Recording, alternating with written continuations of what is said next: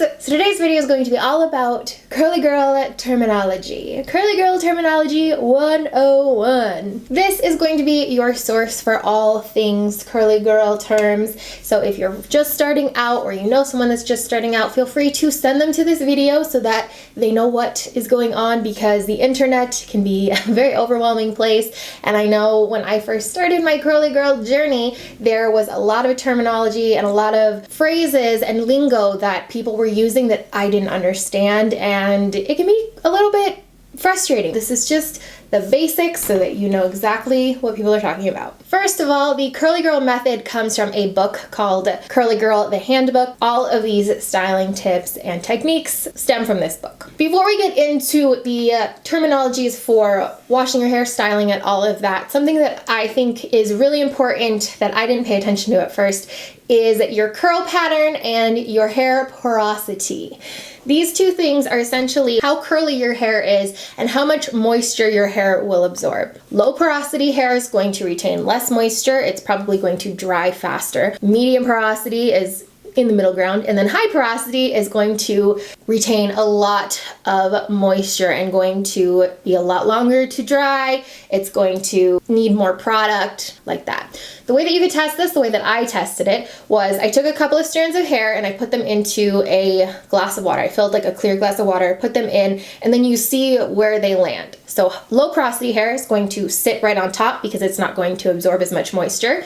Medium porosity is going to hang somewhere in the middle, which is where mine did. High porosity is going to sink towards the bottom. You sort of can figure out if you're going to need to use more product or if you're going to need to use less product, if you need heavier products, if you're going to need to deep condition more. It kind of gives you an insight into what direction you should be going as far as what type of products and how much of a product, and it gives you just a little bit more direction because there's so many products out there, so many different techniques, and knowing your hair porosity is a way to get kind of an idea of what direction you should be heading. I'm going to go through all of these terminologies in the order that you would generally do them, starting from day one of your curly girl journey, which is when you would first wash your hair and start kind of getting it into the curly girl way. This day is called your wash day. This is basically when you wash your hair, you style it, and you get all those curls going. You do not need to wash your hair every single day if you have curly hair. That was always my assumption before I started this, was if my hair was curly, it's gonna look really bad the next day, so I'm gonna have to redo it every single day. And that's not quite the case, but we'll get into it. With the curly girl method, you are avoiding sulfates and silicones in all of your products. This is a lot harder than you would expect. Products advertised being sulfate free, but silicones are really, really sneaky.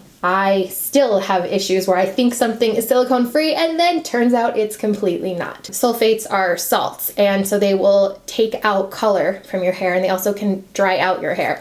Silicones are what gives your hair that slip. When you use them, it can coat your hair, which can cause your curls to end up being weighed down, as well as keep actual moisture conditioner products from penetrating the hair shaft because it's coated in silicone. The first time that you wash your hair, you're going to do something called a final wash. So what you want to use is a sulfate shampoo without silicone in it. The goal here with this final wash is to get all of that junk out of your hair, get all of that buildup out of your hair. If you are looking for a final wash product, the one that I use is actually VO5. I think it was the pomegranate one. Super cheap. The thing with this is, yes, sulfates are not good for colored hair, but you're doing this wash one time. So really, it's not a huge deal. And then from there on, we'll move into co-washing, which is conditioner wash. Once you've done that final wash, from there on out, you're going to be washing your hair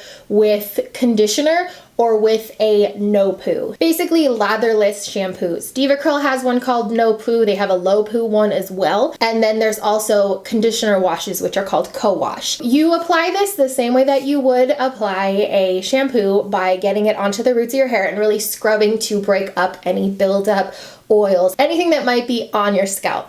And I know what you're thinking, because this is definitely something that sounds super backwards when you're so used to having a lathery shampoo that basically feels like it strips everything from your hair, because it does. Your hair will still feel very clean after this. You're really breaking up all of that by getting it on your scalp. You can also use something called I think it's called a shampoo brush. This little brush that has little spiky things on it, and you can use this around the top of your head, and that's gonna help even further to really make sure that your scalp is clean. Once you've done the co-washing and your scalp is clean, it's time to focus on the lengths of your hair. Curly hair needs hydration. When you apply your conditioner, one technique that you might hear is squish to condish. This refers to applying conditioner to your hair while you're in the shower, then using handfuls of water to squish into your hair to mix with the conditioner, and then you don't need to rinse out the conditioner entirely. This is definitely something where you kind of have to play with how much do you want to rinse it out to see what works for your hair. Once we've squished to conditioned,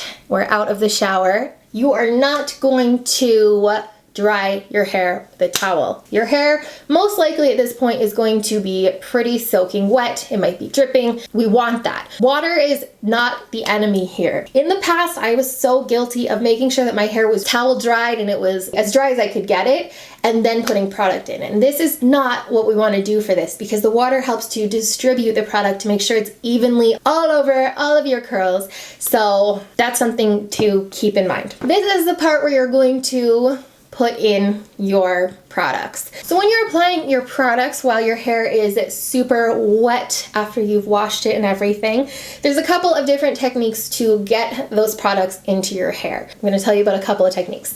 The first one is called praying hands. Praying hands is essentially when you have your hair off to the side, you put your hands together like you're praying, and you do this right around your hair, smoothing the hair onto either side in a downward motion so that the product is really nice and coated on your hair. Another method is called roping. This is when you take a section of hair, or it might be individual curls, and you're basically pulsing the product or pulling the product throughout each of those sections. Another way to apply product is scrunching. Put your hand at the bottom of your hair and you pull it upwards, and then you kind of pulse and scrunch it right at the top of your head. So those are the three methods for getting products really into your hair, and it's going to differ for everybody. Another technique at this point that you might want to consider is if you have areas of your hair that maybe are not up to par, they're not really getting as curly as the rest of your hair, you can start to train your curls by doing finger coiling. This is exactly how it sounds. You would take a section that maybe is not going the way that you want it, and you would just twirl it around your finger, and that helps it to kind of understand where it's supposed to go. It's sort of like when you can train your part in which way that your hair sort of moves. You're just doing it with each curl. Once this is done, the next step is to plop. This was the one where when I first heard it, I was like, what the heck is that supposed to mean? Plopping is basically a way to let the product sit in your hair without your hair being weighed down. Because you have so much water in your hair right now and you have all of these products, if you just were to leave your hair down, it can end up stretching out your curls and leaving them look a little bit limp and sad. The idea here is to get your hair on top of your head in its natural curl pattern so that it can sort of set a little bit without being weighed down. There's two different ways to do this. The first one is called a wet plop. This is what I generally do. With this technique, you do not scrunch out any of the water. Your hair is still pretty soaking wet. You put it into a shower cap. I have reusable shower caps that I use. The way that you do this is you flip your hair over so that it's all in front of you. You slowly drop it into the shower cap. They are in their natural pattern this way, and I leave it there for 15-20 minutes usually. This way you're getting all that extra water and your hair can get more hydrated this way. I personally prefer it. The other way is great if you have low porosity or if you don't want as much of the product in your hair. If you find that your hair gets oily and weighed down, this way is the better way, and this is just normal plopping. With this technique, you get a microfiber towel or an old t-shirt, and you do exactly the same thing, but you're doing it into the towel or the t-shirt. Put it on a bed, put it wherever, put your curls in front of you, drop your head onto the microfiber towel, the t-shirt, and then wrap it around your head and then lift your head up. This is going to absorb some of that product. It's going to absorb some of that water. I've had better results I've found with wet plopping, but again, with all of this, it's really about finding what works for you. So I recommend trying both out and seeing which way works for you. After you have plopped for 15-20 minutes, you take it out and you can either let your hair air dry or you can diffuse. I have always been an air dry girl and I've been just experimenting with the diffuser. It's always important to do it on a low temperature or cool. Most people recommend cool. I can't hang for that long because it takes too long. So I've been doing it on the warm setting and have had pretty good results. When you're done with plopping too, if you want more volume at the roots, you can use these things called root clips to clip up any areas that you want to just have a little bit more volume. I like using these right at the front. My hair's a little bit shorter, but these curls are a lot more defined than everywhere else on my head, and they tend to just go forward and kind of have a mind of their own. When I use the root clip, it sort of helps them to know where they're supposed to be, know where their place is. So I like using them for up here, but just leave those in until my hair is completely dry. Whether you air dry or you diffuse, you do not want to touch your hair until it is 100% dry. This is very important. This is something I need to tell myself because sometimes it will be, let's say 90% dry, and I'll be like, this is good enough. No, once it's totally dry, then you want to scrunch out the crunch, SOTC. There's a couple of different ways you can do this. You can just do it with your bare hands. Pull up, squeeze, and this is breaking what's called the gel cast, the crystallized layer of gel that is basically holding your curls in place. Think of this like your curls are a butterfly, the gel cast is a cocoon, and your curls want to be free. So when you scrunch out the crunch, it's you breaking up that cocoon and letting the curl be free. If your hair needs a little bit of shine, sometimes I'll put an oil in my hands and then do scrunching out the crunch. If you want more volume at the top, this is something that I do a lot too. I do something called fluffing. So fluffing is breaking up the curls right at the root so that it gives a little bit more volume. You can use a pick. I actually have one that's specifically made for curly girls and it has less prongs on it. The other thing you can do is just use your fingers, just put them in, shake it, pull them out. You're not gonna move your hands out from where they are, wherever they go in. And this gives a lot of volume and kind of pulls it up at the root, which is what I prefer. After that, you should be totally good. The only other things to keep in mind are